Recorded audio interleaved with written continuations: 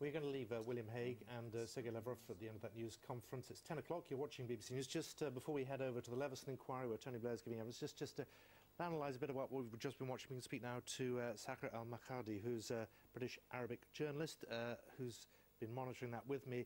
What is quite clear is that there is no plan B. It is the Kofi Annan plan and nothing else, and they both want that to work. Absolutely. They said there is no alternative. They said that agreeing on the Annan plan is the best and only hope for Syria. But I think what was more interesting than that, because, you know, the international community has really weighed down with the Annan plan and has said that it still is alive and is still hoping that it's going to succeed despite, you know, some breaks in it, as Lavrov described the peace plan.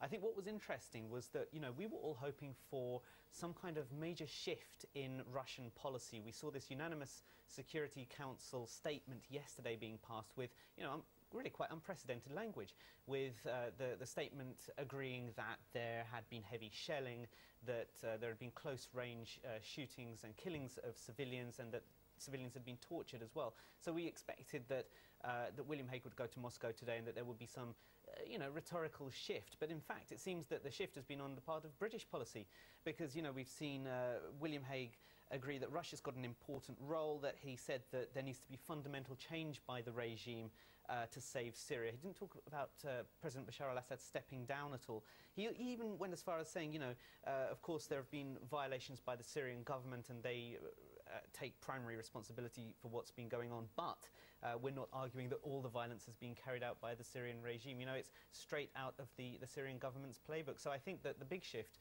really has been by William Hague, who's been, you know, a very polite visitor in Moscow.